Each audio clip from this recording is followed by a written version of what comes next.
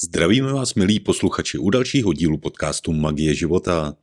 Dnes máme tu čest přivítat Michala Natě, experta na rozvoj talentů a certifikovaného konzultanta metodiky Gallup. Michal má za sebou více než 20 let praxe, během níž pracoval s tisíci lidmi z různých profesí, oblastí a životních situací. Vybudoval velmi úspěšnou kariéru, kdy od nuly získal, vedl a rozvíjel velký tým spolupracovníků. Jeho specializací je vnímání a rozvoj jedinečnosti jednotlivců i týmů, zlepšování mezilidských vztahů, což vede k vyšší efektivitě, produktivitě a radosti z práce i ze života. Co je to Gallupova metodika? Je to zjednodušeně způsob, jak zjistit, v čem jste opravdu dobrý. Představte si, že každý člověk má své silné stránky, něco, co mu jde úplně přirozeně. Někdo umí skvěle mluvit s lidmi, jiný má talent na organizování věcí a někdo zase dokáže rychle přijít s novými nápady. Aby lidé zjistili, jaké jsou jejich nejsilnější talenty, existuje speciální test, který vytvořil Don Clifton. Funguje tak, že odpovídáte na různé otázky o tom, jak přemýšlíte a co vám dává smysl. Na základě odpovědí test vybere 5 největších talentů, tedy věcí, ve kterých jste přirozeně skvělí, plus dalších 29 seřazených postupně od nejsilnějších ke slabším. Cílem tohoto testu je pomoci lidem pochopit, v čem vynikají a jak to mohou využít v životě, třeba ve škole, v práci nebo v každodenních situacích. Místo toho, abychom se snažili být dobří ve všem, je lepší soustředit se na to, co nám jde samo od sebe. Gallupova metodika se proto často používá ve firmách nebo v týmech, kde pomáhá lidem lépe spolupracovat a využívat své silné stránky k dosažení skvělých výsledků. O čem tedy bude dnešní epizoda? V tomto díle se ponoříme do Michalovy 20leté podnikatelské cesty, kde působil jako manažer velkého týmu lidí. Během své kariéry si uvědomil, že každý člověk má talent na něco jiného a rozhodl se implementovat Gallupovu metodiku do svého týmu. Tento krok vedl k významnému zlepšení výsledků, zvýšení efektivity a celkové spokojenosti členů týmu. A na co se můžete tedy těšit? Na Michalovy zkušenosti z vedení a rozvoje velkých týmů, na to, jak rozpoznat a rozvíjet talenty pro dosažení lepších výsledků a spokojenosti v práci i v osobním životě, na implementaci Gallupovy metodiky v praxi a na doporučení pro jednotlivce i firmy. Zároveň budeme moc rádi za podporu našeho podcastu Magie života kliknutím na like a odběr. Pokud nás chcete podpořit ještě více, přidejte se k našemu členství na platformě Hero Hero, kde najdete i náš komplexní online kurz Buď fit. A jako poděkování pro naše věrné posluchače jsme připravili e-booky s velkou přidanou hodnotou a konzultaci v oblasti financí a investic zdarma. Odkazy na vše zmíněné najdete v popisku tohoto videa. Děkujeme za vaši pozornost a teď už pojďme na rozhovor s Michalem. Dnešním hostem podcastu Magie života je Michal Nať. Rozvíjí talenty, rozvíjí Gallupovu metodu mezi lidi a je to člověk, který mě velmi inspiroval, když jsme si volali před týdnem zpátky, co všechno si v životě udělal, tak teďka máme prostor tady, abys přinesl tu svou moudrost. Díky, že jsi dorazil. Děkuji za pozvání. Taky tě tady vítám. Ahoj Honzi, zdravím tě tady. Ahoj posluchači. A pojďme rovnou do toho. Gallupova metoda. Je to něco, co mě fascinuje. My jsme tady měli Jakuba Holešinského pár měsíců zpátky. Bavili jsme se o talentech. A určitě se do toho dostaneme do hloubky. Jenom by mě zajímalo tu tvou jako cestu, jak jsi se vlastně dostal k tomu, že dneska u lidí rozvíjíš talenty. Asi to nebylo to první, co tě v 18 oslovilo. Rozhodne nie. U mňa ako to prvé už počas výšky, aj to teda elektrotechnickej, bolo, že viac ma ťahala práca s ľuďmi už počas školy. Takže som začal vo finančníctve a tým pádom práca s ľuďmi. Hneď som išiel cestou manažerskou, takže 20 rokov kariéry v manažmente bolo práve o vedení a rozvoji ľudí, kde som naboroval ľudí a viedol ich, aby som ich naučil úspešne podnikať. No a keďže to bola moja cesta kariérna, absolvoval som si rôzne vzdelávania a tréningy práce s ľuďmi a ich rozvoja. Veľmi ma to fascinovalo, súvisí to hodne s psychológiou. No a asi tak 6 rokov dozadu som natrafil na podcast od Honza Milfajta, ktorý hovoril o rozvoji talentov, o Gallupe. A mňa to fascinovalo natoľko, že i hneď som do toho skočil a som si to ako klient rozvíjal talenty u seba. A tam som pochopil, prečo fungujem, ako fungujem. Tam som pochopil, ako sa dala tá cesta skrátiť, že pokiaľ by všetky tie vzdelávania a rozvoje, ktoré bežne absolvujeme, boli nie všeobecné, ale šité na mieru. Nemusia byť šité na mieru, stačí, že ja seba poznám a viem si vytiahnuť to, čo potrebujem a viem to aplikovať podľa toho, čo je mne vrodené. Nie tak, ako sme sa to naučili. Takže dalo by sa tú cestu hodne skrátiť. Takže fascinovalo ma to natoľko, že následne som si urobil aj metodiku, aby som ja bol konzultantom podľa metodiky Gallup. No a aplikoval som to do svojho tímu, prinášalo to skvelé výsledky a už som vlastne zakladal základy mojej novej profesie a to je práve rozvoj talentov. No a ty si v těch financích, v tom managementu byl za mě velmi úspěšný. Říkal si, že jsi měl v týmu 30 lidí na full time, což je za mě wow, jako vést 30 obchodníků, poradců.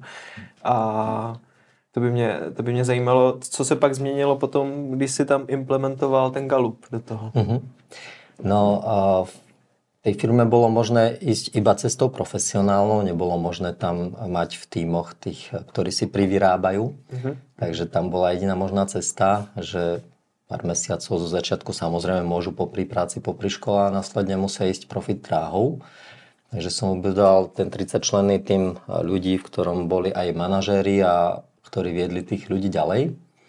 No a práve tie talenty pomohli rozvinúť ľudí, ale narazil som na filozofiu spoločnosti, ktorá bola nastavená a myslím, že aj dodnes je nastavená, že všetci sme rovnakí, všetci sa musíme držať jednotných manuálov, jednotných systémov a všetci to robiť rovnako.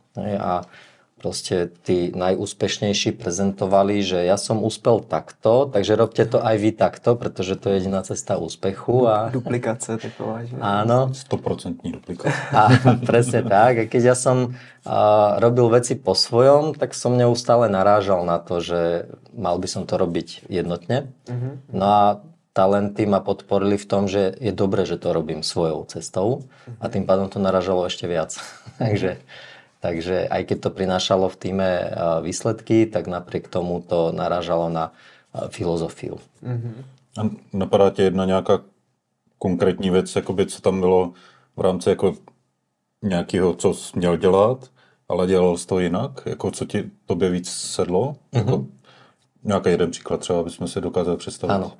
A v tom čase, ešte keď som o talentoch netušil, tak som k ľuďom pristupoval hodne ľudsky, ale tá firma je výkonovo orientovaná. To znamená, že tam na prvom mieste je výkon a rast a v podstate taká ľudská zložka je pri tých najambicioznejších až nežiadúca ľudská zložka a pri tých neambicióznych je taká, že nie až tak potrebná. Ale ja som tú potrebu mal neustále. No a keď som videl report svojich talentov, že u mňa dominuje stratégia a vzťahy, tak moja prirodzenosť je vytvárať medziľudské vzťahy. A tam som samozrejme potom pochopil, že no nie každý to má ako ja, že nie každý stojí o tie vzťahy, nie každý stojí o tie hlboké vzťahy. A je to v poriadku, niekto má trebárs talenty vplyvné, realizačné a jemu ide o tie výsledky, o tie aktivity a pre ňoho tie vzťahy je akoby brzda, prekážka. Že to tak akože spomaluje. Ale, takže to je ten príklad. Že... A takže část svý kariéry období si jel jako výkonově, teda podle jako manuálu, když bych to tak řekl? Áno, a to je presne tá zradná záležitosť, že keď človek svoje vrodené talenty nepozná, tak ľahšie sa nechá viesť druhými. Ono to začína samozrejme výchovou od rodičov, ktorí nás nejako vedú, smerujú, formujú. Potom príde školské obdobie, učitelia, vychovávateľia, tréneri nás vedú, smerujú a potom príde tá spoločnosť. A sám som sa nechal ľahko usmerniť, pretože jedna oblasť tých talentov je vplyv a môj vplyv je taký slabší priemer. A keďže mám slabší vplyv, tak som ľahšie ovplyvniteľný a skrz tých nadriadených som sa ľahko nechal ovplyvniť, že takto to treba robiť, tak som to takto robil. Ale tým pádom som sa odchýlil od svojej prirodzenosti. Takže ako jeden príklad, ja mám talent súťaživý ako slabinu. A keďže som bol vo firme, ktorá je súťaživá a v ktorej som podával excelentné výsledky, tak všetci si mysleli, že som súťaživý. A ja som tomu uveril, že som súťaživý. Ale čím viac som bol vedený do tých súťaží, tým horšie výsledky som dosahoval. A test talentov mi jasne ukázal, že to je moja slabina a že súťaž to nie je pre mňa. A našiel som si tam talent belief, čo je majúci presvedčenie. Je to hodnotový talent a to, čo mňa hnalo, boli tie hodnoty, ten zmysel. Ja som videl zmysel vo finančnom poradenstve, akú hodnotu to dáva tomu klientovi a to mňa hnalo a bol som schopný vybudovať tým ľudí, aby som prostredníctvom nich dokázal obslúžiť tisíce klientov. A to bola tá moja hodnota. Tej súťaže to... Ja som niečo vyhral a mne niekto oznámil, že som niečo vyhral a som nevedel, že nejaká súťaž bola. Ale keď som sa nechal natiahnuť do tej súťaže, tak to išlo potom dolů vodou. A pokud jsi byl v obchodním týmu, kde každý ten poradce je tak trochu ten obchodník, někdo teda už řeší jen ten management, tak vede, řídí lidi, ale všichni jsou obchodníci, tak je to teda uplatnitelný ten Gallup, i když si plně analytický typ, dá se být obchodník, i když si vztahový, dá se být obchodník, i když si dotahovač, dá se být obchodník? Áno, presne tak. Na to som takisto narážal, že je za obchodníka považovaný človek, ktorý vie dobre komunikovať, čo je talent communication. A to je schopnosť vysvetliť zložité veci jednoducho. Áno, ten talent mám, je to veľká pridaná hodnota, ale presne dobre sa pýtaš, ten obchod sa dá robiť rôznymi inými talentmi. A si tam spomenul, niekto je trebárs ten analytický, tak áno, jeden z talentov je analytický. Zasype datama. Áno, presne. A jedného kolegu v týme som mal, ktorý absolútne dominuje v tej analytike a ešte skôr, než sme s talentmi pracovali, tak on prirodzene s klientom už na prvom stretnutí, ktoré malo byť len o spoznaní a nejaké opýtať sa ho, zanalyzovať jeho finančnú situáciu, tak už na prvom stretnutí na toho klienta chrlil tabuľky, grafy, čísla. A samozrejme podľa tej obchodníckej metodiky sme ho usmerňovali, že to nie je dobre zahlcovať klienta dátami, ale napriek tomu on mal dobré výsledky. A keď som ho podporil po odhalení talentov, že áno, je to tvoja cesta a je to v poriadku, tak on kľudne zahlcoval datami ešte viac a výsledky mal ešte lepšie, protože... A jak to, že měl lepší, pokud se učíme právě tím manuálem, že obchod se dělá tak, že nasloucháš a inspiruješ a třeba příběhem získáš tu důvěru nebo nějaký obecný model toho zjednodušování a nic jako extra neříkat a nezahlcovat datama, ale pak on je úspěšný v analytice a jde mu ten obchod. Dôvod je ten, že v skutočnosti v obchode predáva energia, ktorú vyžaruje. A pokiaľ on je analytický a on si dovolí byť samým sebou, tak on vlastne síce zahlcuje klienta dátami, ale z neho, to je zaujímavé ho pozorovať z pohľadu tej energetiky. Hej, že proste z neho to vyžaruje, nadšený, on to nedá z tej suché čísla, že tu máme graf, on ide proste tabulka, grafy, toto proste on tým absolútne žije. A to je tá energia, ktorá predáva. To znamená, že keby sme sa opýtali podvedomia toho klienta, to on sám ten klient nevie, ale jeho podvedomia, keby sme sa opýtali, on pozerá, že ja mu absolútne nerozumiem, číslam, datám nerozumiem, ale on je profesionál.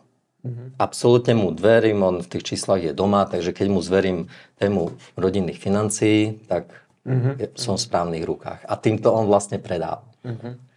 Takže ono ve finále to je potom být autentický? Presne tak, áno, absolútne. Navnímávať sám sebe. Áno.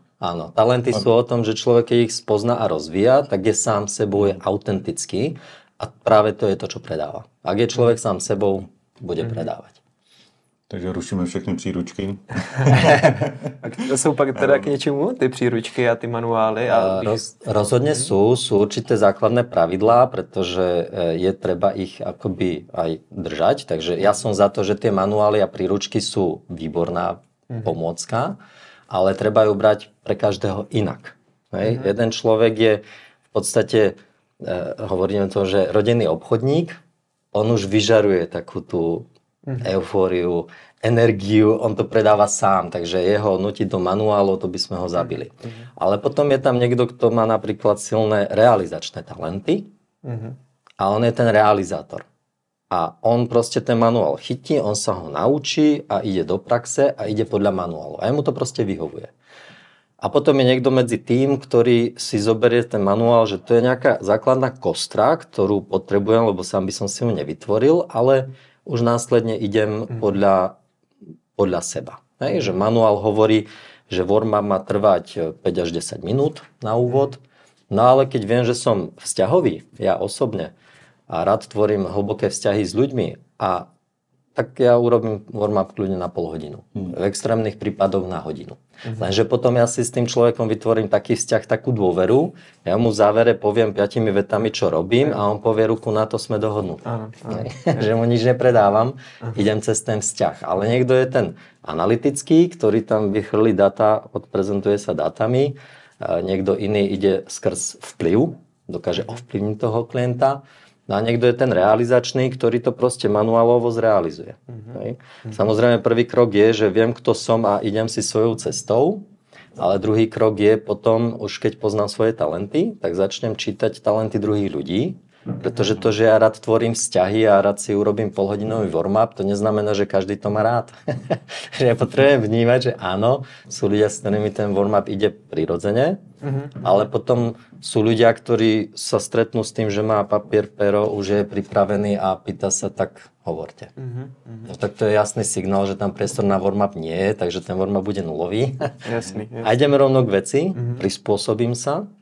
Ale keďže som vzťahový, tak my počas tej pracovnej témy zrazu sme sa začali rozprávať o nejakej téme a warm-up vznikol v polovici obchodného stretnutia. Takže to bolo také nemechanické vstupné dáta, ale už sme sa o tom rozprávali. Což je super tohle. Ono to jde přesně jako proti těm příručkám, systému a tak dále. Když jde i nejde. Já to vnímám tak, jako, že systém je super, protože systém je většinou tvořený lidmi, kteří si už prošli zkušenostma, nějak to prostě sepsali, osekali, zefektivnili a tady je něco, co ti může fungovat, ale beru to možná i podle Paretového pravidla, něco takového, z 80% si to vem, ale z 20% si tam přidej tu svoji osobní energii a nějak si to, nemusí to být 80-20, může to být méně víc, to už je jedno, ale přesně jako vybuduj si z toho svůj vlastní systém v uvozovkách, ale pak tam přesně přichází i tohle z toho, že ty ještě, když vnímáš sebe, vnímáš to okolí, vnímáš toho člověka, tak nebejt zase jako tabulkovej, systémovej, ale vnímat i to okolí a navnímávat se a nebejt tam úplně jako stáhnutý s tím, že prostě tady je přesný postup.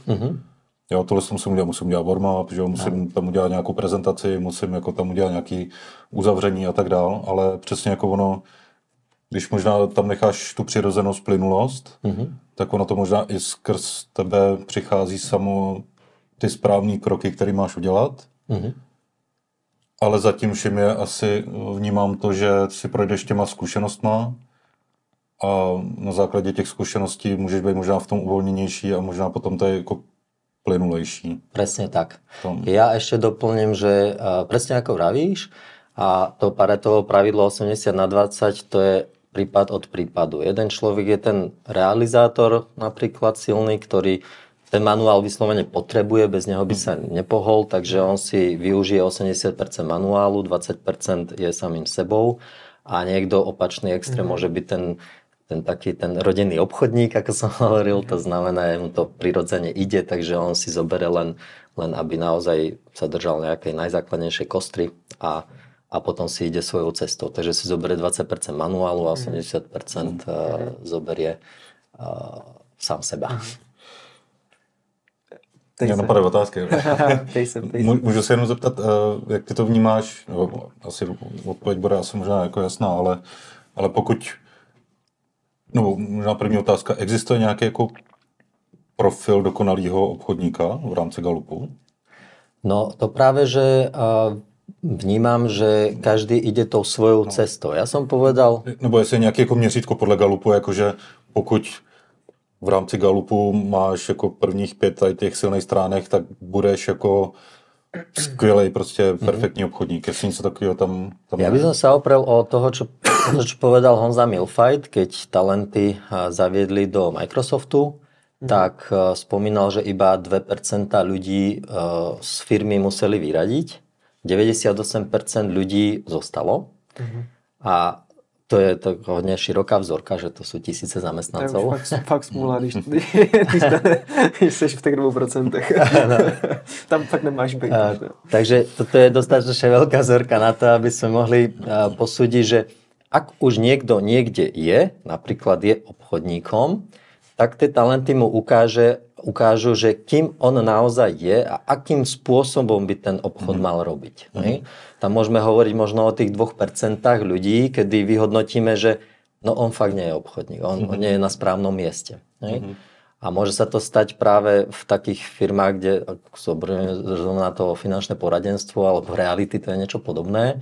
Ak je tam extrémne ambiciózny človek, ktorý náboruje, tak on dokáže namotivovať niekoho, kto absolútne s obchodom nič, ale on aby si zapísal čiarku, že má tam ďalšiu živú dušu v systéme, tak ho presvedčený a niekto, kto absolútne nie je obchodník, tak ho tam natlačí a po roku trápenia sa musia rozlúčiť. To proste nefunguje. Ale to hovorím o extrémoch za normálnych okolností.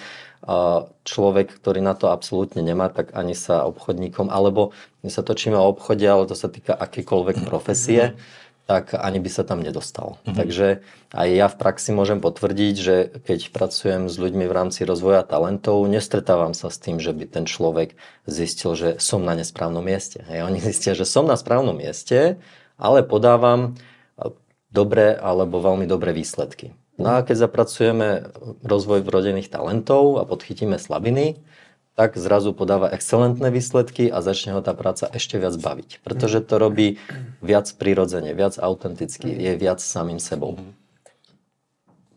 Doplň to. Můžu jenom tu druhou otázku jenom. Stalo se tím možná jako v rámci tady tvý dlouholetý vlastně kariéry a tím, že vedeš ty lidi, tak pokud by někdo jako v rámci Galupu vyšel možná profilově jakože skvělý obchodník, dokáže být skvělý obchodník i bez toho, aniž by měl předchozí nějaké zkušenosti?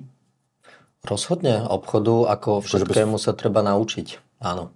No, takže musí mít nějaké zkušenosti, aby vlastně vynikal v rámci obchodu. Nebo také, možná to jenom rozvinu, ty bys narazil na nějakého člověka, který v rámci profilu vypadá jako, že by mohl být skvělý obchodník, ale je to mladý člověk, který jako v obchodu ještě vůbec nebyl. Tak jestli jako během prvních pár týdnů fakt jako se může ukázat, že na základě tady toho profilu, že je fakt jako skvělý a daří se mu a nemá žádný předchozí zkušenosti. Ono k tým talentom by som pridal ešte dôležitý parameter, lebo talenty sú nám vrodené, náš potenciál, ale ešte dôležitý parameter je náš chtíč, náš záujem, naša voľba. Ak niekto cíti, že ho nejako ťahá byť v nejakej profesii, obchodník, akákoľvek iná, tak určite má na to talenty, aby ich rozvíjal a bol v tom dobrý. A pokiaľ by ho to ani netiahlo, tak tam ani nepríde. Takže ten chtíč tam musí byť, ak chce, tak rozhodne nájdeme v repertoári jeho dominantných talentov tie, vďaka ktorým bude excelentným vo svojej práci.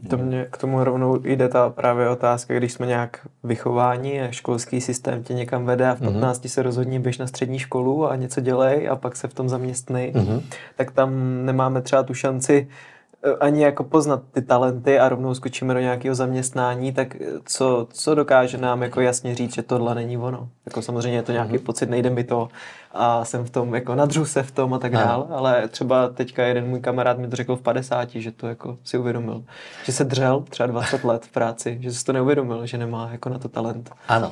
To sa bežne deje, pretože aj školský systém, aj naša spoločnosť má niekoľko škatuliek, to nazvem, niekoľko profesí, niekoľko smerov, ktoré sú spoločnosťou a školským systémom videné a podporované, ale potom sú mnohé ďalšie, ktoré ten systém a škola nevidí. A pokiaľ to dieťa začne vynikať v športe, vo futbale, tak jasné, že ho každý v tom podporí a je to také ako viditeľné. A pokiaľ to dieťa vyniká trebárs v kreslení, tak to už tí rodičia, školský systém a spoločnosť povie, že kreslenie je fajn hobby, ale živiť sa tým nedá. A tým pádom odpálili možno excelentného maliara. Lebo už to nie je ten smer, ktorý by bol podporovaný. No a školský systém takisto disponuje určitými, dalo by sa povedať, rozvojom určitých talentov áno a určitých nie. Poviem to na príklade najstaršieho syna, ktorý, to je krásne, že keď človek pracuje s talentmi, tak ich vidí u druhých ľudí, ktorých bližšie pozná. A najstarší syn má talent intellection, to je to intelektuálne premýšľanie, má určite talent strategic, čiže také strategické myslenie, možno nejaká analytika. A jemu to extrémne páli. Ale ten intellection talent je spojený s pomalšou dynamikou. A naša spoločnosť a školský systém je na rýchlosť. To znamená, na predmet máme školský polrok, na vyučovaciu hodinu máme 45 minút, na písomku máme 20 minút. A všetko je limitované. A tým pádom syn nemal možnosť nejako v tých intelektuálnych veciach vyniknúť, pretože to bolo časovo limitované. A tým, že je také introvertnejšej povahy, tak on sám s ničím von nepríde. A ja keď som odhaľoval tajomstvo talentov, tak som sa ho začal pýtať, ťahal som to z neho ako z chlpatej deky a začal som žasnúť nad tým, ako to jemu páli. Je to fascinujúce. Keď som s talentmi začínal, vtedy mal 9 rokov, teraz má 14. A vzhľadom na svoj vek, jak jemu to páli, to je neuveriteľné. No lenže to nemal kde prejaviť. Pretože keď je na písomku 20 minút, na vyučovanie 45 minút, ten systém nás tlačí do tej rýchlosti, tak tam nie je čas na tú pomalosť. A považujeme, že to pomalé je zlé, rýchle je dobré. Samozrejme, keď niekto tvrdí toto, tak sa opýtam, že by si mal ísť na operáciu, či by si chcel chirurga, ktorý je rýchly. Že garantujem ti, že operačka do 1 hodiny a potom ide ďalší pacient. Tak stopky. Zrazu človek si uvedomí, že nie každá profesia je dobrá v rýchlosti. Že je dobré, keď ten chirurg mu to bude trvať 2 hodiny a natiahne sa na 2,5 a urobí to perfektne. No a to je vlastne presne u syna, že rýchlosť rozhodne nie, ale to, čo v ňom je, ako intelektuálne, jak premýšľa, to je úžasné. U dětí to teda spozorovat je v celku asi zásadní pro nás jako rodiče, že? Rozhodně. Můžeš je podpořit v tom, že chce kreslit a najednou jako uvědomíš si jeho talenty. Jak to teda poznat? Můžeme si lehce definovat tu metodiku teda? Jak to vlastně funguje, ten Gallup, a jak se určuje? Gallup je metodika, hovoríme, ale v skutočnosti je to vedecký výskum, psychologický, ktorý má históriu už 75 rokov a oni skúmali tisíce ľudí, ktorých spája to, že sú excelentní vo svojej činnosti, a to sú nielen profesie, ale akákoľvek ľudská činnosť. Nesmierne ich baví to, čo robia, majú excelentné výsledky v tej činnosti, a majú radosť z práce a majú aj radosť zo života.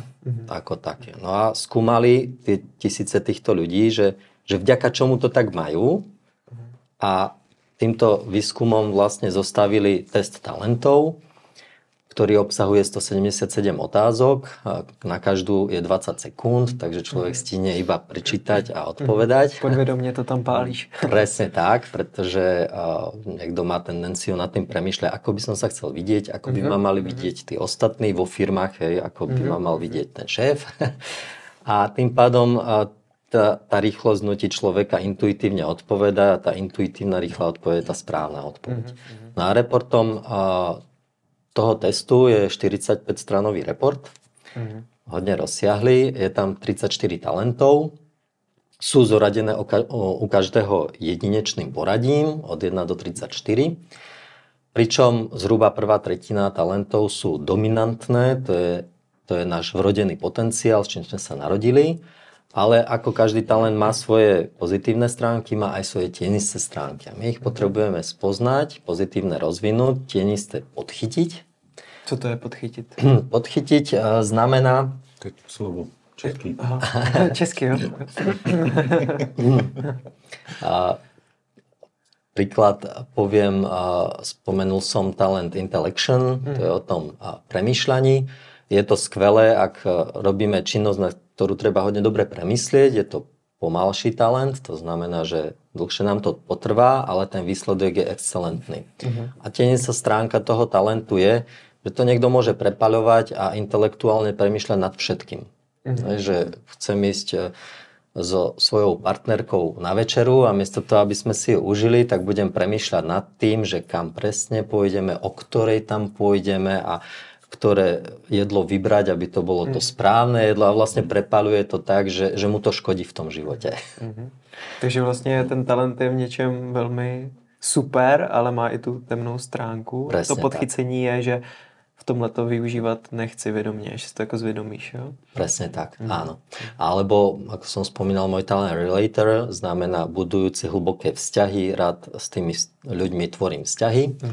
A tenistá stránka tohto talentu je, že títo ľudia väčšinou majú problém povedať nie, odmietnúť, pretože tým naštrbím náš vzťah. No ale keď som bol v roli manažéra, tak to bol prúser, pretože povedať svojim kolegom nie a si to z pozície manažera vyžaduje, že to musím niekedy urobiť. Ale na druhej strane, aby som nerozbil vzťah, tak som ja ako manažer mal problém povedať nie. Takže často som natiahol mnoho vecí, ktoré bola ich zodpovednosť, som ich prebral na seba. Často to rodičia robia, že preberajú zodpovednosť na seba za svoje deti a to je chyba, to je manažerská chyba. A potom vlastne som sa naučil, že aha, to je tenistá stránka môjho talentu, že síce mám s ľuďmi perfektné vzťahy, na druhej strane ale neviem povedať nie, tým pádom si prenesiem na seba zodpovednosť, ja toho mám príliš veľa, oni sa nenaučia, čo sa majú naučiť a tým pádom si to treba spracovať, že to je tá tenistá stránka toho dominantného talentu. No a ten dominantný talent, keď ho rozvíjame ďalej, tak sa stane silnou stránkou a vtedy dosahujeme excelentné výsledky, radosť z práce, radosť zo života. No a potom v tom reporte tých 34 talentov, tá posledná tretina, to sú naše slabiny. A keďže metodika je o pozitívnej psychológii, tak slabiny nerozvíjame, ale definujeme si, že ktorá slabina nás brzdí. Hej? A sú slabiny, ktoré z nás nebrzdia. Napríklad, som spomenul, talent súťaživý je moja slabina. A mňa to brzdilo, že som sa ja nechal ovplyvniť a uveril som, že som súťaživý a to ma ťahalo dolu. Ale teraz, keď o tom viem, tak vlastne nevadí mi, že nie som súťaživý, čiže nemám potrebu sa porovnávať s druhými. A tým pádom je to slabina, ktorá ma nebrzdí, tak môžem si odfajknúť, je to bez problémov. Ale medzi moje slabiny patrí napríklad talent riešiaci a uvážlivý. A tie talenty v sebe nesú schopnosť vidieť problémy. A to je moja slabina. Ja proste problémy nevidím. A niektorí mi hovoria, že ty si šťastný človek. Áno, som šťastný, pretože ja naozaj. Moja žena Pavlinka hovorí, že si idealizuješ všetko. A je to pravda. No, ja si proste idealizujem niektoré veci. Čiže som vďaka tomu šťastný, že tie problémy nevidím. Ale na druhej strane tá slabina ma brzdí. Pretože vždy, keď som sa v kariére pustil do projektu, do čohokoľvek, tak ja som tie problémy proste nevidel a vždy ma prekvapili. A najťažšia rana nie je tá najsilnejšia, ale tá, ktorú nečakáš. Takže zrazu som narazil na problém, ktorý som nečakal, nevidel som ho, zrazilo ma to dolu a stojí veľa času, energie, peňazí, kým človek sa pozbiera a ide ďalej. Ako náhle som si to uvedomil, že aha, tak toto je moja slabina, tak to treba nie rozvíjať, ale vyriešiť. A ja som si našiel, alebo na všetko je mnoho riešení, ale najjednoduchším riešením toho je nájsť si človeka, ktorý tie problémy vidí. A nemusím poznať talenty druhých ľudí, ale sú to často takí tí troublemakery, ktorí kde chodia, tam len komunikujú, aký problém vidia. Všude vidia problém. Presne tak. Oni proste sa často... To je ich slabina zase naopak, že? Presne tak, áno. Oni sa do ničoho nepustia, dokonca druhých odhovoria, aby sa do ničoho nepustia, lebo vidia problémy. Ale práve takého človeka si ja viem chytiť, povedať mu, toto je môj plán, chcem do toho sa pustiť, ako to vidíš. A už som obrnený, takže on ma nezabrzdí, ale aby som sa do toho pustil, ale mi krásne vymenuje všetky problémy, ktoré tam on vidí a ja už viem dopredu. Keďže mám talent strategic, tak ja si dokážem vytvoriť stratégiu, ako tomu problému predísť, ak sa to dá, niektorému problému sa predísť nedá, ale už o ňom viem dopredu a viem si pripraviť plán, ako ho budem riešiť, keď nastane. A to je slabina, ktorá mňa často brzdila. No a teraz už ma to nebrzdí, protože viem sa na problémy dopredu pripraviť. A ty si říkal pozitivně, že to je pozitivní jako psychologie, to znamená nerozvíjet, to byla moje otázka, jako ty slabší stránky. Ano. Takže si jakoby zvědomit, zjistit, kde tě brzdí, tam s tím začít pracovat, ale pokud pro tebe není silný talent vidět problém, tak ho jako extra nerozvíjíš, jo? Presne tak. Je to síce možné, ale stojí nás to obrovské úsilie premáhať sa v niečom, čo nám nie je prirodzené. Je jednoduchšie nájsť riešenie, ako tú brzdu odbrzdiť. A tá pozitívna psychológia, vlastne zakladateľom metodiky a výskumu Gallup je Don Clifton, alebo teda bol, keď ešte žil. A on je považovaný za otca pozitívnej psychológie, pretože on bol prvý, ktorý do jeho éry sa tá psychologická obec pozerala na tom, že čo je v tom človeku porouchané a co s tým dál. A Don Clifton bol prvý, ktorý povedal, že skúsme sa pozrieť, čo je na tých ľuďoch dobré. A on preto je považovaný za otca pozitívnej psychológie. Samozrejme, to je síce už história dávna, ale napriek tomu naša spoločnosť stále žije v tom starom programe. Školský systém. Školský systém je absolútne krásna ukážka, ako sa sústrediť na to, čo dieťaťu nejde. Rodičia veľmi často sledujú to, čo nejde. Je úplne bežné, že keď proste to dieťa z matematiky má najhoršie známky, tak štatistiky hovoria o tom, že 70% času sa rodičia a učitelia venujú tomu, čo tomu dieťaťu nejde. Pričom je to samozrejme nezmysel, pretože keď mu raz nejde matika, tak to on v živote z matiky excelovať nebude.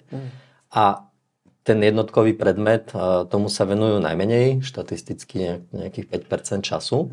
Čo je ale škoda, pretože oni odfajknú, je to jednotka, je to v poriadku. Ale pritom tam nevidia tú excelentnosť toho dieťaťa, ktorú by mali práve rozvíjať. A zase poviem príklad u toho syna, ktorý má tú pomalšiu dynamiku, že to tam vlastne školský systém a bežne rodičia nevidia. Ja tým, že to vidím, tak ja mu napríklad dovolujem byť na notebooku oveľa dlhšie než ďalším synom. A to z toho dôvodu, že ja vidím, čo na tom notebooku robí. Pozerá strategické hry, pozerá youtuberov, ktorí hrajú strategické hry. On tam vlastne rozvíja svoj intelekt. On tým notebookom si nahradza školský systém. Tam sa naozaj môže rozvíjať tak, ako to v škole nie je možné. Takže vlastně se můžeme podívat na vysvědčení svoje třeba od první třídy do střední a zjistit, kde máš ty jedničky, tak do toho se pustím. Budu rozvíjet tělocvik a angličtinu třeba. To, čo hovoríš, vlastne býva, ak si spomenul toho 50-ročného človeka, tak to sú tie extrémne prípady. Občas sa mi to stane, že ten človek pozrie na report talentov a zhrozí sa, že to je blbosť. Absolútne to nesedí, to nesom ja. A to je presne ten... No, to som sa chtěl zeptat jenom to, jako, že jenom navážu tady na to, že já to mám třeba jako soutěživý, jako jednu z prvních 5, což úplně mě jako nesedí, ale tady možná pokračuje jako dál, no, jako tady v tom, že se jako na to koukneš a něco ti tam z toho nesedí, protože funguješ jinak, ale chápu, že člověk je naučený, nějaký automat, nějaký návyky, moc nad tím nepřemýšlí a tak dál, ale možná pak, když si dá čas sám na sebe a popřemýšlí o svém životě, co ho baví, nebaví a tak dále, takže možná na to jako přijde, že to tam opravdu jako je, takže jenom pokračuju dál, jakoby teda, co tady ten 50letý, který se na to může podívat a říct, že to je blbost. Tak co s tím? Tak to je vlastne signál toho, kde ten človek bol tými rodičmi, školským systémom a spoločnosťou tak formovaný a vedený, že úplne zabudol na seba. Úplne sa odklonil od svojej prirodzenosti a naučil sa byť niekým, ako ho to naučili. Úplne mimo sám seba. A s takým človekom sa len vrátim späť do jeho detstva alebo do jeho tínedžerského veku a pozrieme sa týmito očami na talenty a ten človek ožije a vtedy si uvedomí, aha, keď som bol dieťaťom, to presne sedí, to som ja, áno, to je ono. No a vtedy si uvedomí, že úplne sa opustil sám seba, stal sa v podstate takým strojom, hej, vôbec opustil svoje ja. A tým pádom sa vrátime to, čo si povedal, že pozrieť sa na vysvedčenie, tak buď vysvedčenie, alebo nejaké hobby, alebo nejaké aktivity, ktoré to dieťa kedysi robilo a bavilo ho to, tak ten človek vlastne začne spoznávať sám seba po tej 50-ke, čiže od detstva po 30-40 rokoch začne sám seba opäť spoznávať. A niekedy je to tom, že vráti sa k svojmu hobby, dávno zabudnutému, vráti sa k svojim aktivitám a začne sa akoby prinavrácať sám k sebe. Takže to je ten jeden extrém. A opačný extrém býva, že ten človek pozrie ten report, absolútne totálne sedí. To je väčšinou to úzke percento úspešných ľudí, ktorí sú úspešní, pretože sú prirodzení, autentickí a oni si napríklad rozvoj talentov so mnou pochvaľujú v tom, že síce svoj potenciál využívajú takmer naplno, takže tam už úplne nejako to zlepšovať nejde, ale oni sú šťastní, že to majú exaktne pomenované, opísané a konečne vedia, prečo sú úspešní. Lebo keď oni svoj úspech chcú preniesť na svoje deti, na svojich kolegov, na obchodných partnerov, tak to reálne nedokážu, pretože oni to nevedia pomenovať. Som taký, lebo som, alebo vedia pomenovať, teraz som sa s jedným rozprával, za všetkým je disciplína. A áno, niekto má silný talent, disciplínu a áno, on si zoberie trebárs nejaký manuál, on to disciplinovanie bude vykonávať a za 15 rokov bude mimoriadne úspešný. Lenže to je jeho cesta. A on keď svoje deti alebo svojich obchodných partnerov bude učiť, že toto je jediná cesta, tak on to nedokáže odovzdať.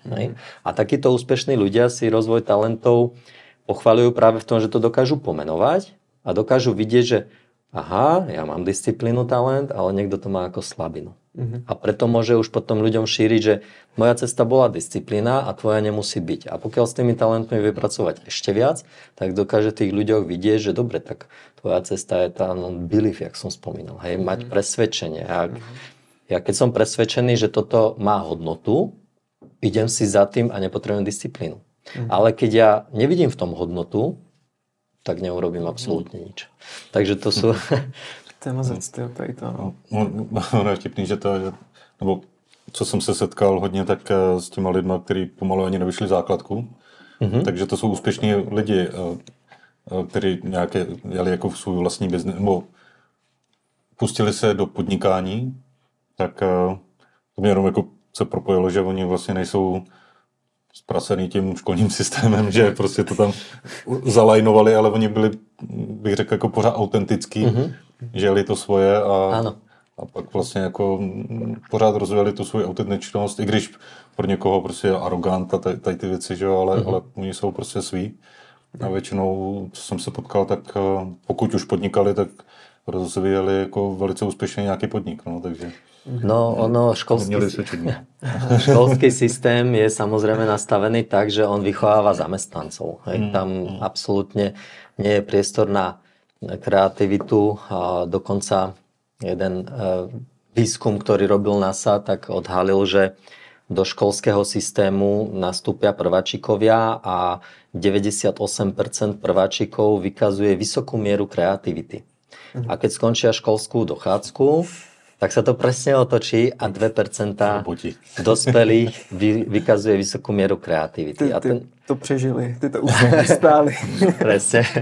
Ale samozrejme, ja som sa skrz talenty naučil vidieť svet hodne farebne, takže chápem aj tých ľudí, ktorí školský systém mu fandia, že to je super, aj tých, ktorí ho kritizujú. A ja to vidím tak farebne, že školský systém pre významnú časť detí, netrúfnem si odhadnúť aké percento, ale významnú časť detí je dobrý systém, pretože tie deti potrebujú systém, vedenie, usmernenie a tak ďalej. To, čo naozaj môžem kritizovať, je očakávanie toho, že všetky deti za rovnaký čas absolvujú celú širokú škálu tých predmetov, tak z toho som naozaj kritik, že to nemá zmysel. Hej, že tam chýba to formovanie, že dobre, tak keď mu nejde gramatika, tak ho s tým nebudem trápiť, budeme sa venovať matematike, tam mu ide. Hej, že to vnímam ako kritiku. Ale to, že ten systém je daný, tak nejakých 90% ľudí, populácie inklinuje k zamestnaniu. Čiže byť vedený nechcú nad tým moc premýšľať, chcú, aby im niekto povedal, čo, kde, kedy, ako má urobiť, oni to urobia. No a tým pádom školský systém ich na to dobre pripravuje. No a potom sú presne ako vravíš ty, ktorým ten školský systém nesadol, takže ich prospech je slabý, pretože systém im nesadol a využívajú svoje talenty prirodzenou cestou a sú úspešní nielen v podnikaní, ale v čomkoľvek, do čoho sa pustia, tak môžu byť úspešní. Teraz mi napadol jeden taký príklad. Som sa rozprával s človekom, ktorý nenávidel školu, nenávidel učenie. Ledva prešiel základkou a pod tlakom rodičov, že aspoň strednú musí mať, tak sa vyučil za zvárača, úplne najjednoduchšia cesta. Ale on bol dušou umelec celý čas. A stále sa venoval proste tomu umeniu a napokon spojil to zváračstvo s umením, tak začal zvárať umelecké predmety, také ornamenty, kľučky, lustre, brány a napokon nemal to uplatnenie na Slovensku, lebo to proste veľký dopyt po takých umeleckých predmetoch v tej dobe dávnejšie nebol, tak sa odsťahoval do Kanady a v Kanade je vo svojom živle. Proste robí niečo, čo miluje, využil aj to zváračstvo.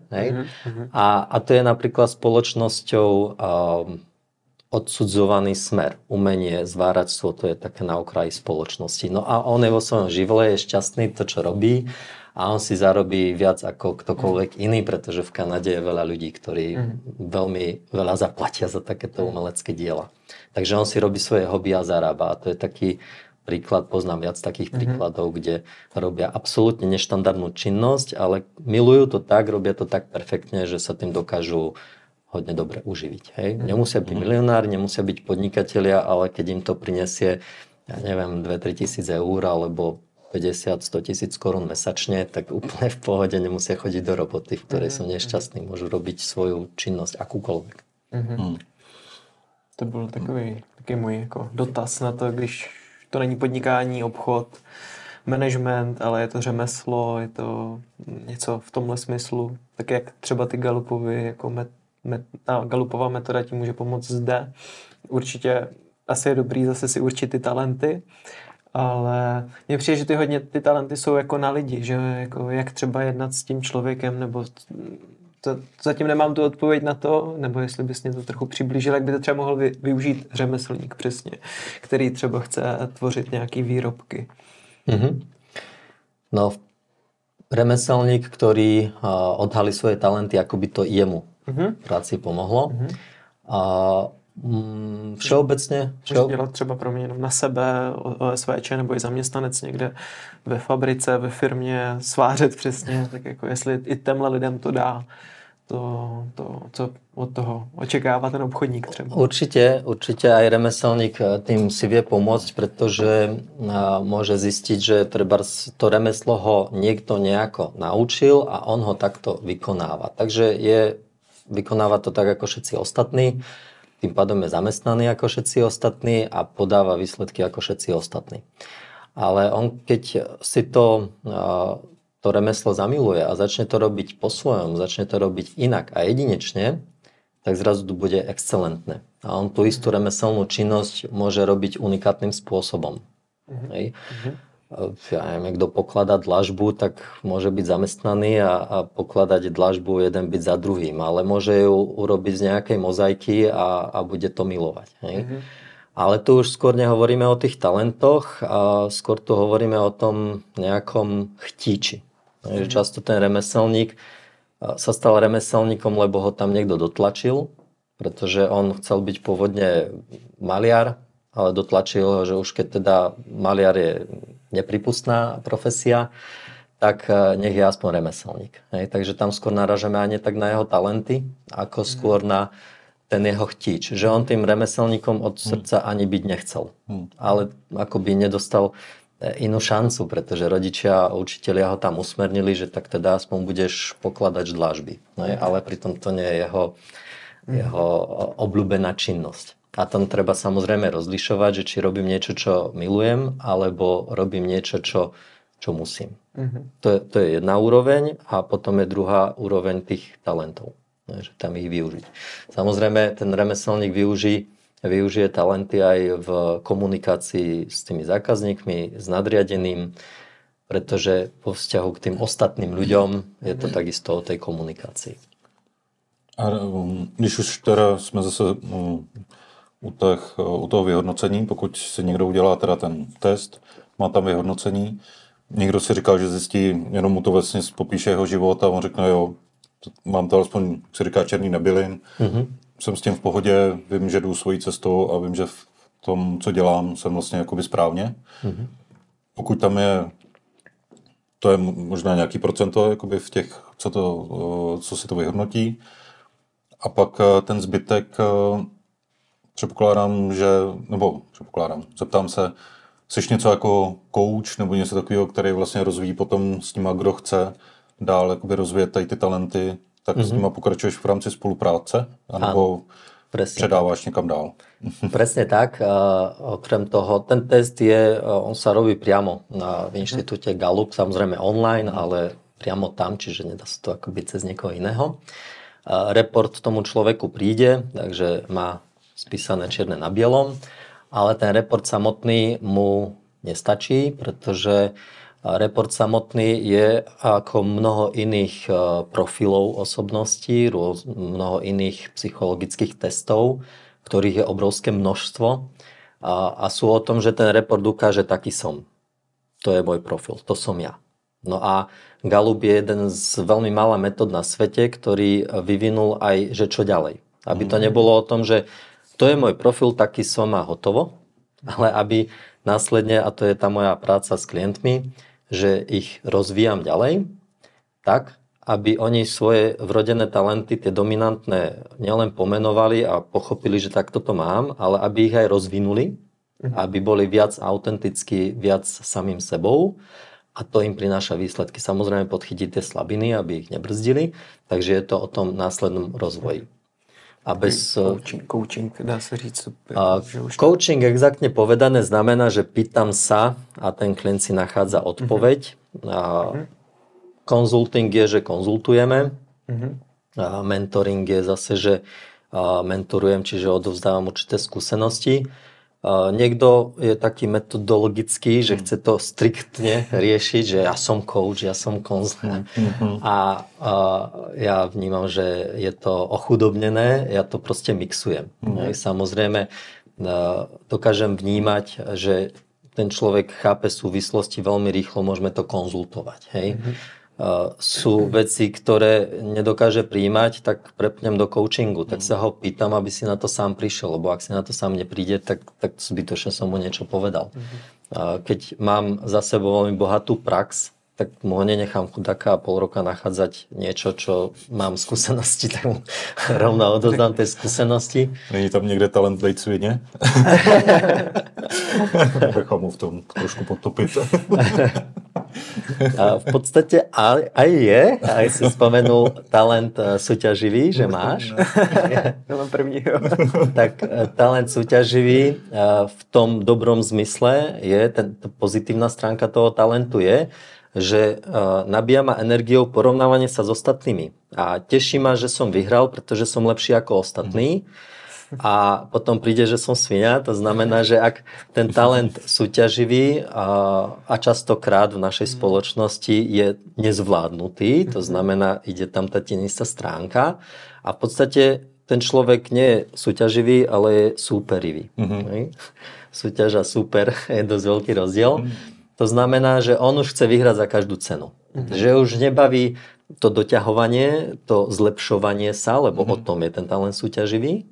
Poďme súťažiť, porovnáme sa medzi sebou a tým pádom sa všetci zlepšujeme. To je ten zdravá súťaživosť. No a tá prepálená, tá tenistá stránka je, som super, musím vyhrať za každú cenu, hej, byť tá svinia.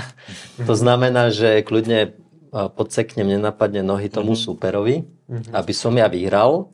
A už hodne zaujíma, že či sa zlepšujeme, či sa ja musím byť prvý za každú cenu. Iného nezaujíma. Tak to je pripálené súťaživý. To je... Jsi odpověděl teď asi na tu moji otázku ten soutěživý. No. Já jsem to přesně, nebo nechápal jako v tom být lepší než ostatní jako egoisticky, jsem to možná trošku jako chápal, ale teď jak jsi řekl, že to je o tom vlastně jako porovnávat a snažit se být jako lepší v tom dobrém slova smyslu, jakože možná jako být lepší než ostatní a pak za mě možná to být lepší, najít nějakou cestu, jak být lepší a to možná pak předat jakoby dál zase třeba tím lidem, aby zase oni se mohli posunout o další level a být kousek vždycky jakoby nad nima možná a nacházet možná třeba nové cesty, jak být ještě jako v tom daném oboru lepší, být lepší obchodník a teda a pak to předávat třeba dál. A napríklad v biznise konkrétne, kde funguje určitá štruktúra ľudí, tak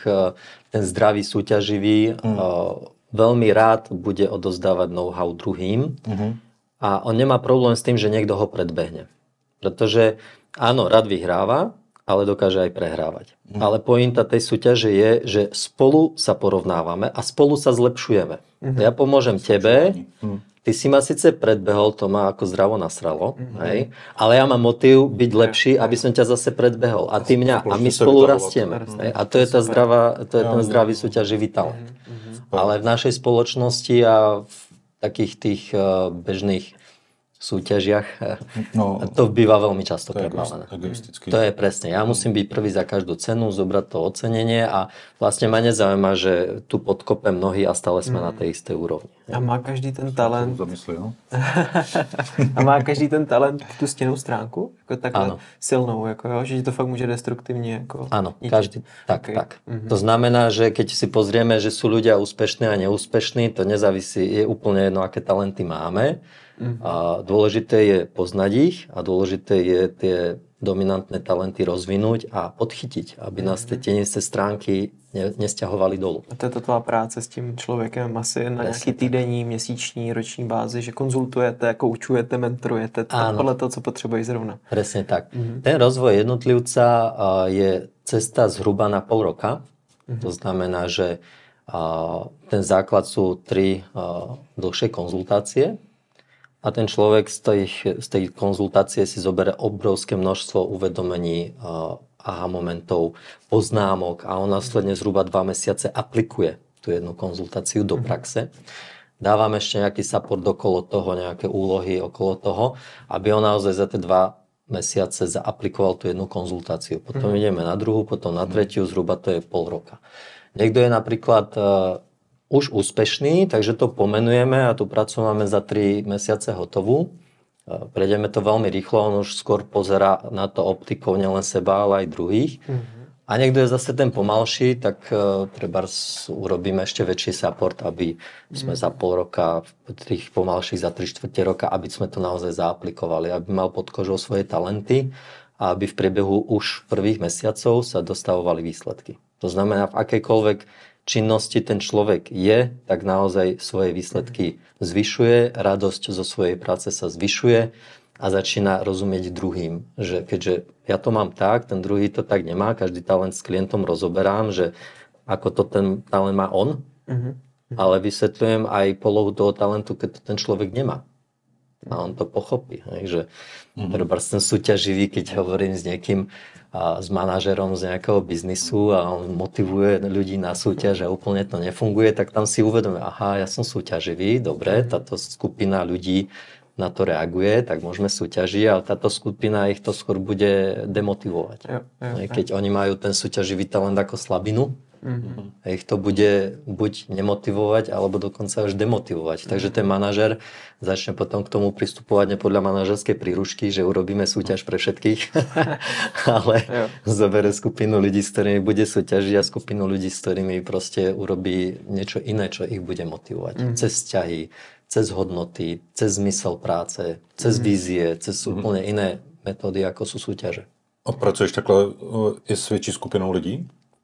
Áno, to je, som hovoril o tej práci s jednotlivcom a pokiaľ je to tým ľudí, ktorí vzájomne spolupracuje, tak urobíme si workshop, v ktorom každý ten člen tímu sa odprezentuje svojimi dominantnými talentmi a ostatní členovia tímu majú možnosť počúvať. A ja im to nastavím tak, aby každý člen ten svoj talent alebo tie svoje talenty rozobral z pohľadu, že takto to mám, toto mi funguje, toto je moja pridaná hodnota pre ostatných, toto mi vadí, toto mi ubližuje To je super, takový svobodný, že člověk se uvolní, konečně se pochopí jako víc ten tým, že občas to tam jako cítím taky, že něco mě někdo učí a já cítím, ale já to jako dělám jinak. A on třeba neví, že jsem takovej.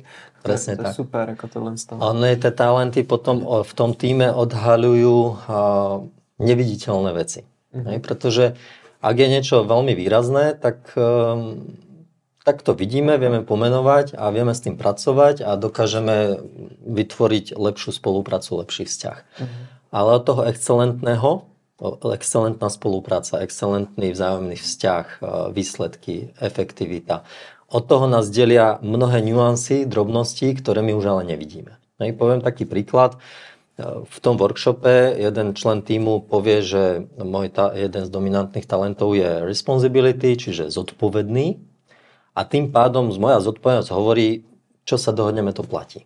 Automaticky. Ale čo nemám rád, keď som kontrolovaný.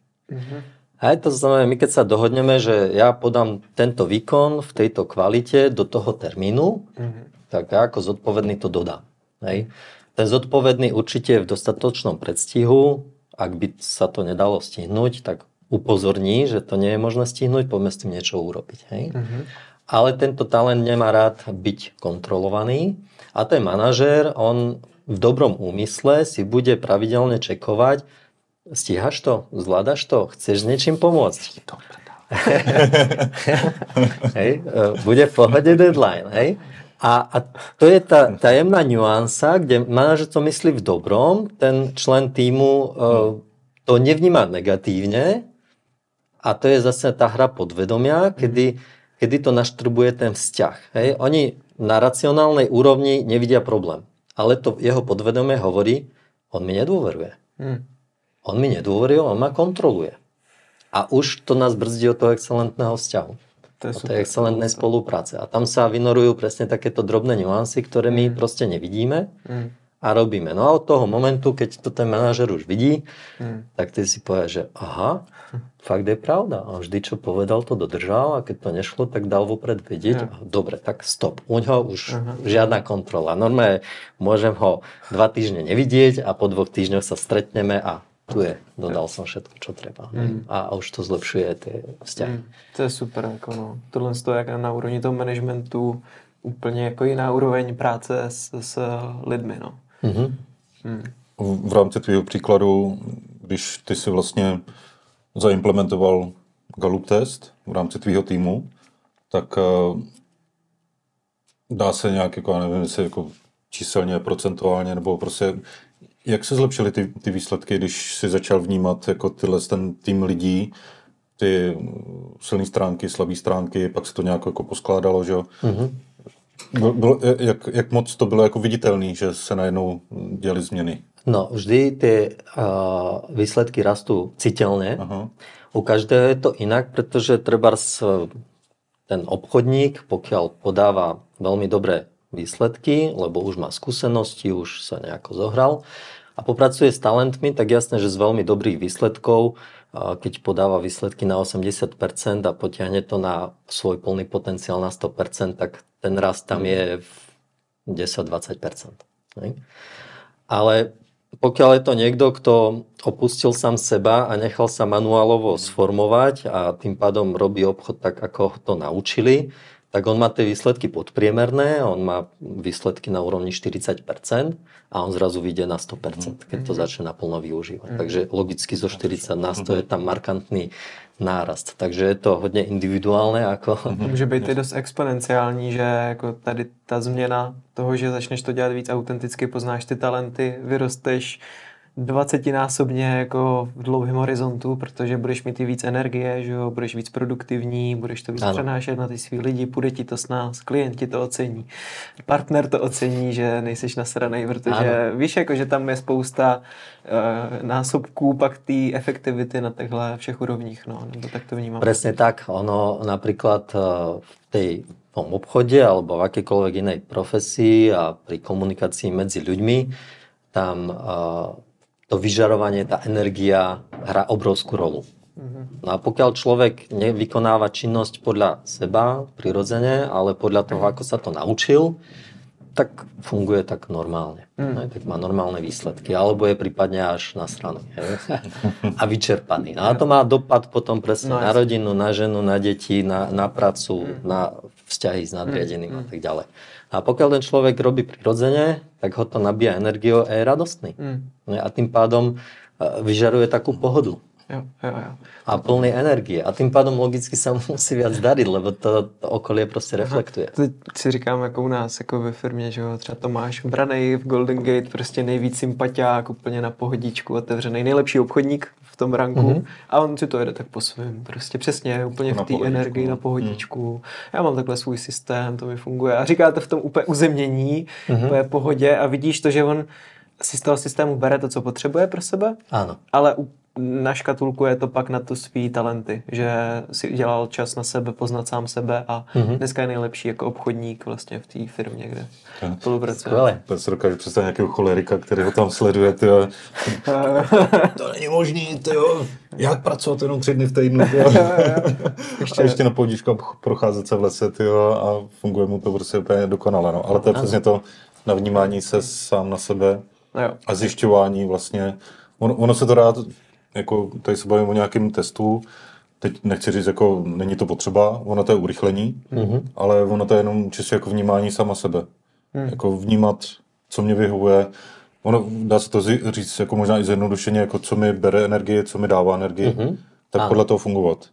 A to je vnímání sám sebe. A potom, když to člověk jako zjišťuje, tak potom dokáže fungovat efektivně, ale je mi jasný, že tam je řada těch podvědomých programů, který nám tohle může jako tu clonu prostě udělat velikou. To som chcel práve povedať, že pokiaľ by to dieťa od malička vyrastalo v zdravom prostredí, ktoré ho podporuje v jeho prirodzenosti, tak je sám sebou a bude úspešný v čomkoľvek, do čoho bude sa chcieť pustiť a pustí sa, tak bude úspešný. Ale ten systém nás vždy tlačí niekam inam. A preto vnímať sám seba, akože je to pre mnohých ľudí nemožné. Proste, keď už človek má, ja mám 45 rokov, tak ako, keď už človek v takom veku je formovaný dlhé roky od detstva, školstva a systému, nemá šancu sa navnímať. Hej, akože môže ísť tou cestou, že čo mi dáva a berie energiu, ale on už je tak rozhasený, už je tak opustený sám seba, že on tu cestu prostě fakt má problém nájsť. My se tě pozveme na tu spirituální část příště. Budeme mluvit o tvém rozvoji a o tom, co děláš pro to, abys tady ty věci navnímal, protože my jsme se potkali, že na Spiritual Campu a jde vidět, že to je součástí i té práce na sobě, že? Presne tak. Je něco ještě důležitého, na co jsme se nezeptali v rámci Galupu? Co vnímáš, že bys potřeboval říct?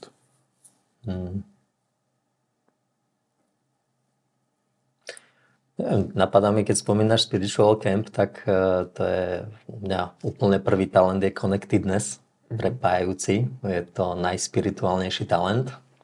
A prepájajúci znamená, že... To mám zrovna jeden z 5, no. No, tak to je niečo, čo dokážem prepájať vlastne ten svet biznisu, v ktorom som bol 20 rokov a svet spirituálny, v ktorom som asi tak 12 rokov, že sa rozvíjam a dokážem to prepájať. A to je to krásne, že to do tých talentov viem práve zakomponovať, pretože vidím niektorých ľudí v biznise, ktorí stále sa za niečím naháňajú, majú skvelé výsledky a nie sú spokojní, nie sú šťastní. A ja potom vidím tých ľudí v tom duchovnom rozvoji, ktorí si letia na obláčiku, ale ako si nevedia vychádzať s bežnými ľuďmi, nevedia si zaplatiť nájom a nevedia prežiť v tom bežnom svete. A ja som si vyskúšal jeden svet, druhý svet a našiel som si ten stred. A vlastne do tých talentov tých ľudí prepájam, aby z každého rožku trošku, aby si každý našel ten svůj zdravý střed. To je super, to asi je naše cesta, spiritualita v biznisu. Jo. To má smysl. Michale, super. Asi to takhle ukončíme. Myslím si, že tam bylo řečený o Galupově metodě, o talentech, o rozvoji, o tom, co děláš. Určitě budeme rádi, pokud někdo z vás posluchače vás tohle zajímá, když Michala kontaktujete, třeba to využijete pro sebe, možná kde případně tě někdo může najít, jak jsi aktivní někde na webu nebo... Áno, všetky informácie mám na webe www.michalnagy Dáme to tam do popisku. y.sk. Super. Takže ať už je to jednotlivec, OSVČ, zaměstnanec, businessman, co chce pomoct s firmou, s obchodníkama, možná řemeslník, tak může využít na nějaké úrovni tvý služby. Určitě. Galup metodu, udělat si test, ale myslím si, to následný je i ta práce s tím člověkem, že to vnímám dost podstatný, abys to jako rozvinul. No. Presne tak. Občas stretnem ľudí, ktorí majú test a nerozvinuli, nerobili si. Prečítali si, taký som, ale nič sa nezmenilo. To jsem já. No dobře. Já jsem se udělal ten test a když Rádě říkal, že tady vlastně budeš, tak dneska ještě dopoledne jsem se na to podíval, že jsem si říkal, že já jsem si ho vlastně dělal. V tu dobu jsem si to nějak pročítal. Máte spolupráci. A jo, proč by ne? A jo, jako zase směrem naděl na to se do toho víc ponořit. A navnímávat se na to a tak. Takže Tak jo. díky moc. Děkujem. Super téma. Úžasný. Super téma. A dejte nám vidět, jak se vám to líbilo. Posluchači, klidně do komentáře napište, jestli talenty rozvíjíte a kdyby vás k tomu něco zajímalo, napište nám na Instagram, na Facebook, někam na e-mail a můžeme třeba se domluvit a rozvinout tohle téma, protože to je velmi zajímavý, mě to baví, je to vlastně součástí mý profese, tato věc, takže díky, že jsi dorazil a že jsi udělal čas na nás, na posluchače. Ďakujem za pozvanie. Majte sa pekne. Mějte Mějte se posluchači.